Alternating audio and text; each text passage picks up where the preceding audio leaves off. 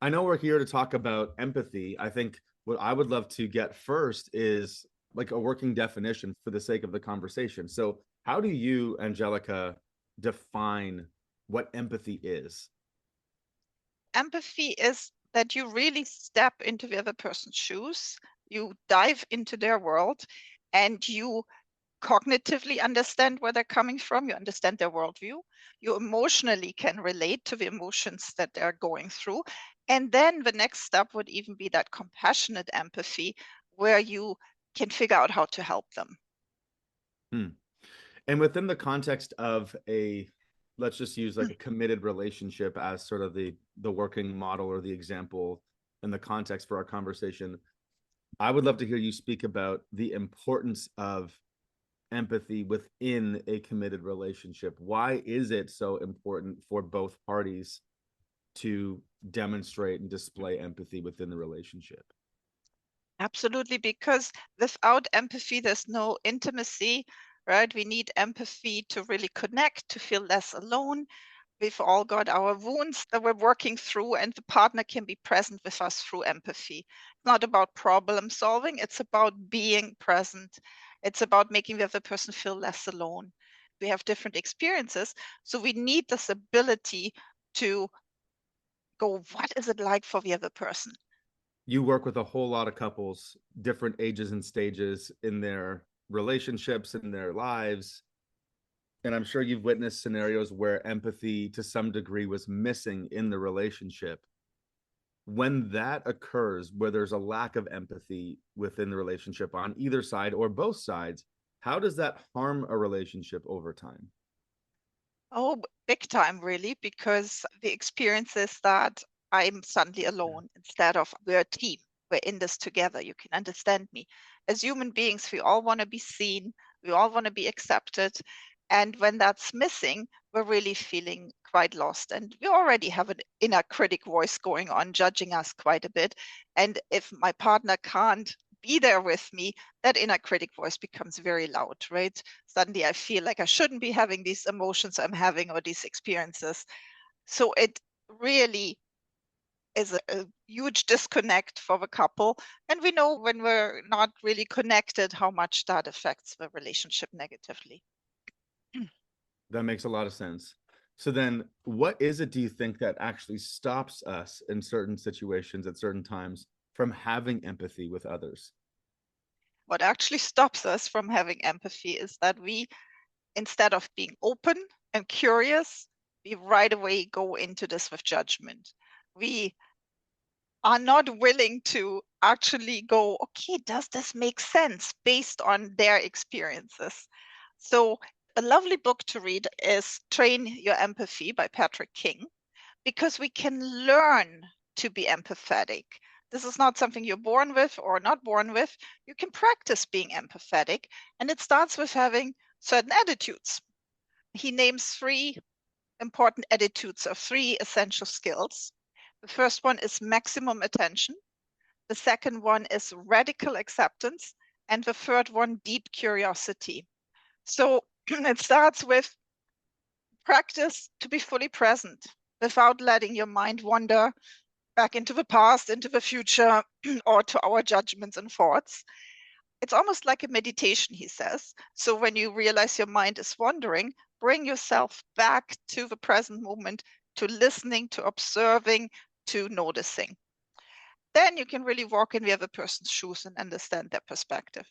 And then radical acceptance, of course, is super important because we all want to be seen, we all want to be accepted, we're all worried that we will be found wrong in some way or not good enough. It is not our job to appraise or evaluate or judge what the other person is going through, but it is our job to go, how does it make sense from their perspective? Only awareness, unconditional love and acceptance are called for. So we're looking at what is real and true for them to understand their experience and their feelings. Our opinion really doesn't matter. And then the third one was deep curiosity. There is no empathy without curiosity. So I need to have that attitude that the other person is a really interesting human being there's a whole universe in their head that I want to find out about, and that it's also a privilege to get a glimpse of what's going on in their world. And when I have that deep curiosity, I move away from judgments, from right and wrong. I'm just simply going to the place of, oh, that's interesting. I can show that by asking certain questions. Don't ask questions just to be polite or to show that you're listening. That's what we sometimes do. Each question can be like a gentle invitation for the other person to share more, right? So open-ended questions. For example, tell me more. Or how do you feel about this? Or what do you mean when you say, so that we can understand a little bit more what they're actually saying. We could ask them, what do you think you want to do now? Or what do you need right now? Also for me as the listener or the partner in the relationship. Mm. And beyond these attitudes, what is really needed to connect to the speaker? I think maybe some of those questions that you just shared can support this, but if we're really seeking to connect with the person that we are in relationship with, what's truly needed to create that connection? Yeah, of course, verbally we can show that we're listening, but listening already starts on a nonverbal level. Around 95% of communication is actually nonverbal. So we realize how big that is. We need to watch more that we're not a passive listener with a stoic expression. That's very confusing. And as human beings, we tend to make assumptions that are negative when we have someone listening like that.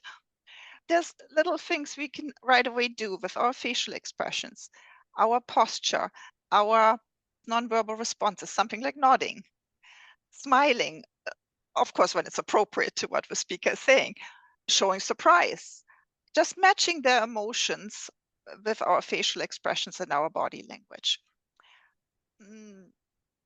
It starts already with dropping everything, giving your full attention to the person and facing them, making eye contact. I do that especially with my couples. They are usually close enough that eye contact actually has a positive effect. When we make eye contact, oxytocin is released, so it creates warmth and connection. But be mindful with eye contact with strangers or depending on the comfort level of the other person, because it can also seem a little bit too intrusive, a little bit too intense. Yeah. But all these things are already establishing a nonverbal communication, and that already buys us goodwill too. If we then speak and maybe we don't quite find the right words to say something, but we've already, with our presence, with our body, with our meta expressions, shown, I'm with you, I'm interested, you're important, I want to know about you. Yeah. If there's someone who's in a relationship right now and they're wondering, having listened to this or some of these ideas, am I empathetic enough in my relationship? What are some potential ways that that person could reflect and sort of determine for themselves whether or not they're showing up to the relationship with a level of empathy that is, I guess, for lack of a better word, enough, within the relationship? Yeah, I think that idea that it's not enough is already a little bit a barrier, right? So Mm-hmm. rather than going, is this enough? It starts with the willingness. Am I willing to do this? Am I willing to practice? Because we cannot all be experts at this. In fact, most of us aren't. But am I willing to give it a try? And I can always check with my partner too, right? I want to check. If I maybe reflect something back to them, I want to check, did I get this right? Is that what you're saying? Is that what you're feeling? It's all about the attitude and the willingness to do it. What's in the way is when from the get-go I say, yeah, I can't relate to this because I haven't experienced this. That's a big misconception. We don't need to experience the exact same thing. We're all human beings. And if we're just curious enough, we can relate to the emotions the other person is Mm-hmm. experiencing. It's not our job to judge whether they should be having these emotions or if they're maybe even wrong in a conflict or whatever. That has no place in this. It's all about just being empathetic and being a sounding board. I also need to trust my partner that they can solve their own problems. I don't need to solve anything. I don't need to correct them. In fact, that's really detrimental. But I can just be a neutral listener who's interested. Even attentive silence can sometimes help the other person to figure out what they want to do with a certain situation. I think that the proof positive that we can all demonstrate empathy, even for situations that we've never been in. It's like if you go to the movies, let's say you're watching an action packed movie like an Indiana Jones or something like that, and you're watching one of those like crazy action scenes where Harrison Ford is like about to die 7 times in a row. Think about the feelings.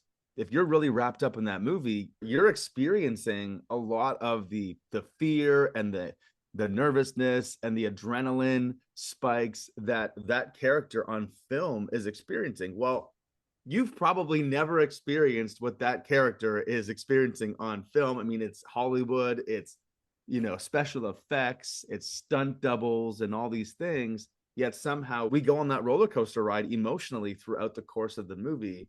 And to me, that's the power of the imagination, right? So, like you mentioned, I think before we were recording, that even if you've never been homeless, for example, you can still, to some degree, put yourself, you can go there if you choose to, using your imagination, and you can imagine what that might be like, how that might feel, what that might mean for your psychology, your emotional well-being. I mean, I think everyone can do that to some degree, but I think what you said a minute ago is really important. It's not whether you can or can't, it's are you willing to, because that's a different conversation. As we wrap up this conversation, if someone was wanting to make a choice and they decided to be willing today to go and demonstrate more empathy in their relationship, what's one simple thing that you would invite them to do moving forward? I would suggest if you're very nervous about being empathetic, you don't know how to do it, to forget about what do I need to say and rather focus on let me feel this. Let me really go there. Because when I feel it, I suddenly have that experience as if I had the same experience, and now the words just flow automatically. So, yes, I can give you scripts and words of what is an empathetic comment, but if you're not feeling it, it won't land well anyways. It won't be sincere. So just let that go. I love your example of the movies. It's like I'm going to the movies here, or I'm reading a really interesting fiction book, and I'm allowing myself to dive into that experience. And I use my imagination. Yeah. Well, thank you for the conversation. I think there's a lot of useful ideas that everyone can take and bring to their relationships in their life. So thank you. And one more time, this book, Train Your Empathy by Patrick King, is a nice read to contemplate simple techniques and how to practice and train being more empathetic.